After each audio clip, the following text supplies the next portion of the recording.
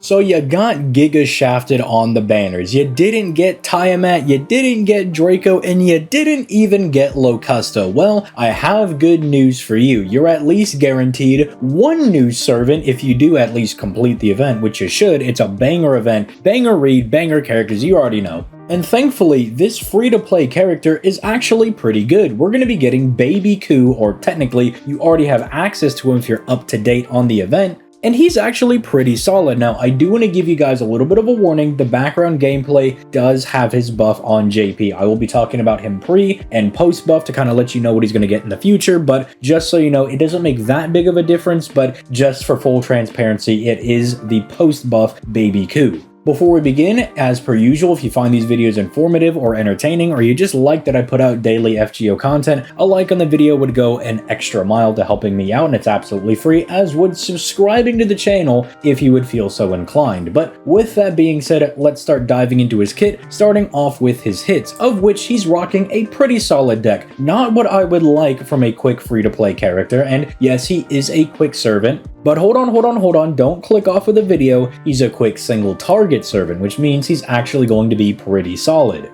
Now, the reason I say that I don't like his deck as much as I would is because he only has one Buster card, and if you're not in the know, Quick is in a bit of a weird spot. Not a bad spot, but it is a little strange with the Ruler Scotty giving you a 65% Quick buff to make your Quick cards hit even harder and to help out the NP refund of those Quick cards, but she also gives you 100% Buster crit damage to pair with the Caster Scotty, who gives you 100% quick crit damage. That way you can effectively have 100% crit damage on 4 of your cards if you're rocking a double quick, double buster deck. This is also really good. I feel like a lot of people don't know that there is a damage threshold that you can hit in FGO. They ask like, oh, why not just give another 100% quick crit buff? Because if you overbuff your characters at a certain point, you're not able to buff them further that. Like, you can only do so much damage. That's kind of like the simple version of that. People in the comments can go into depth about that if they want to, or you can join the Discord down in the description down below where I or somebody else can go into more detail. So in that way, it does allow you to maximize your damage without wasting any of your buffs. So that is a little unfortunate for him, but as he is rocking the double arts cards and does have relatively high NP gain, it does mean that he can refund his NP a little bit easier. So technically you're sacrificing a little bit of damage, or a lot technically, because 100% Buster crit damage is not nothing, but you are sacrificing that so you can get better NP refund, and even his buff on JP does further help him out with that. Now again, I would not be ZTL if I didn't mention that they did give him the 5-hit extra attack, which if you're a new player and not in the know, it's really the only thing that everybody's talking about nowadays. It's the hot new attack that gens stars NP and does big boy damage, and because he is a free-to-play character, you can get his coins,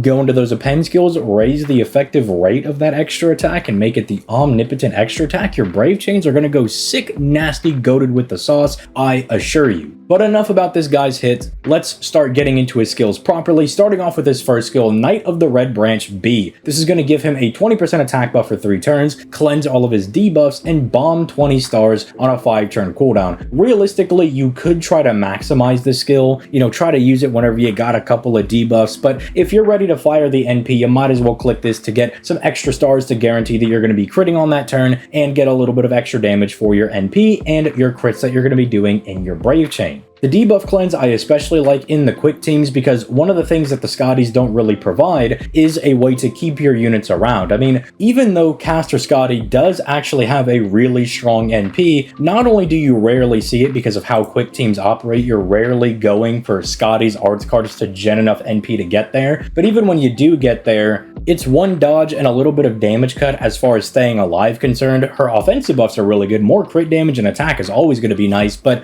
it's not like, say, the arts teams where you have Tamamo, Castoria, Lady Avalon, even Waver and Reigns to give you this strong defensive utility, or even the Buster teams where you have access to people like Merlin, little unit, kind of a big deal. Or even Koyenskaya, where she doesn't provide survivability for you, but she does let you loop your skills back. So instead of being on this 3-turn clock where you have to down the enemy before your skills wear off in quick teams, you effectively have a couple of extra turns in the Korean teams because you technically get your skills back and can keep the pressure on the boss. So I do like that he has some self-sufficiency, being able to take care of himself. A little annoying that it's tied to one of his offensive buffs, getting the attack and the stars, but it is good for him to have in the back pocket. Just a very neat thing that he's able to do, but mainly use this as an offensive skill. Moving over to his second skill, Hound Slayer A, which will get upgraded to Hound Slayer A+.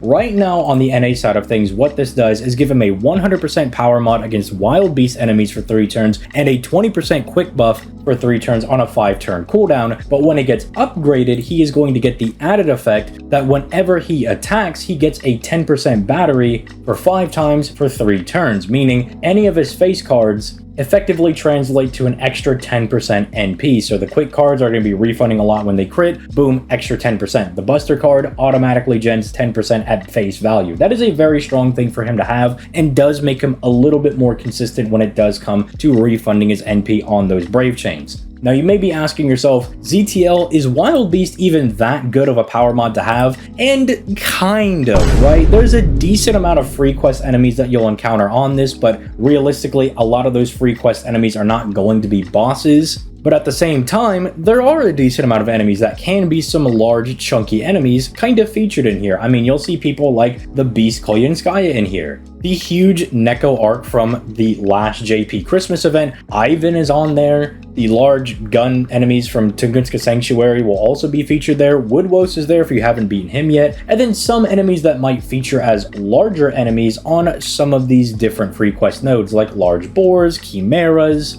I mean, if you haven't beaten Bargus or Kamatsaz, they're also wild beast enemies, so it's not like it's the worst thing. This actually might help you out a little bit in some of those fights, and you can see some of the larger wild beasts get featured as larger enemies in 90 pluses or 90 plus pluses, which can be helpful if you need somebody to take them out. The servant pool is a little bit lacking. Obviously, his best opponents to use this on is going to be Jaguar Man, the summer version of Dobrania, Tomacat, Atalanta Altar, and Lohai, but could also be a really good option going into, say, somebody like Lobo because he's an Avenger. Maybe you don't have a Moon Cancer to take him out, you can go in neutrally and that is still viable. And if you're fighting people like, say, Ivan, Red Hair, regular Dobrania, going in neutral is at least better than going in with nobody at all. And it's still a viable way to take them down, so not the craziest power mod, but it can come in clutch, and that's really all you could ask for a free-to-play unit. Someone that can fill a niche in your account, or just be a DPS if you don't have one to fill that role. Finally, though, we have his third skill, Shadowland Arms Mastery B+. Ooh, spooky. And now this is one that you absolutely do have to level to skill level 10. The other two, if you don't have the lures, it's fine to go ahead and leave those at like skill 8 or 9 or 6, whatever you can get them to. This is the one that you really do want to get the skill level 10 because you're guaranteed 2 hits of evasion for 3 turns. That's pretty nice. It's no original Lancer Coup, you know, 3 free dodges forever type skill, but hey, it's Baby Coup, so we can forgive him for at least still having the 2 dodge. But then he has a crit damage buff of 40% for 3 turns and star weight of 400% for 3 turns, but unfortunately there are chance based and they only get to a 100% chance when at skill level 10. Now they did try to incentivize this a little bit by also having this be tied to his survivability skill, and you always do want to have your survivability skills on the lowest cooldown possible, getting them to skill level 10 because you want those to be up whenever you need them. So it's kind of a nice incentive that they were like, okay, we'll put this over here so they'll want to level it up anyway, and then we'll make it like chance based, but it is a little bit annoying when I'm trying to get gameplay in the background and I happen to run out of some of my skill leveling requirements and I'm only able to get him to like skill level 7 and 8 because I ran out of horseshoes, who would have thought? And then I'm not able to guarantee the crit damage buff. Thankfully, he does so much damage with his NP being a free-to-play NP level 5 character that it didn't really matter, but it is a little bit annoying, especially if your box is a little bit more lacking. You don't have all the CEs that maybe I do, or you don't have, you know, Ruler Scotty plus Caster Scotty to really just gas up his damage. crits might be even more important for you in those scenarios, so make sure you get this one leveled up so you're at least guaranteeing those crits, and you're also getting the survivability down to only 6 turns. Finally, there's his NP, which is actually kind of nice. I love to see these type of effects on free-to-play characters. It's very simple, but what it does is it bypasses evasion and bypasses defense, while also lowering the enemy's defense by 20% for 3 turns. What this means is that you now have a character in your Chaldea that can get around any boss that does dodging and any boss that's going to stack defense. Now, again, he can't get around invincibility and he can't get around damage cut. Those are different buff types, but it is really nice. It does free up your CE slot to not have to waste it on, say, like a sure hit CE or one that gets around defense. So that is very nice in and of itself. It's a nice little utility unit to have, kind of like Gray whenever she came out as a free-to-play character having Pierce invincibility. But also lowering the enemy's defense does mean that when you're firing your NP 3 turns in a row, which is very easy to do when you have all these support type characters, and when you have pretty good natural refund like Baby Koo over here does, it means his NPs are going to get stronger over time. It means the first NP will still do a lot of damage, but then the second and third NP, if the boss is still around for that, as you can see in some of my background gameplay, some of them kind of melted like butter. The only boss that was really able to stick around was the Advanced Crest Chimera that has like 60 billion% damage reduction, and he was able to stick around for a good couple of turns, and I purposefully had to let him keep it so Koo didn't melt him too fast. But even then, I mean, he's still doing impressive damage for a boss that's like reducing damage by 90%. I mean, it's still a little ridiculous, and with no Black Grail on that one either. It does mean he's tailored to be a very strong free-to-play character for most masters that are going to be leveling him, which again should answer your question, is he worth leveling? Of course, he's very, very strong. He's very simple but very effective. You can almost think of him like the Saber version of Kentucky Rider. He might not have the 50% battery, but he's got a couple of extra bells and whistles. While Kentucky Rider can do really big damage, Setanta over here can capitalize on his crit damage and actually has survivability. They both do function in different roles. You know, Kentucky Rider might be better in farming quests because 50% batteries, well, a 50% battery, but going into boss fights, you might need that extra crit damage. You might need the debuff cleanse.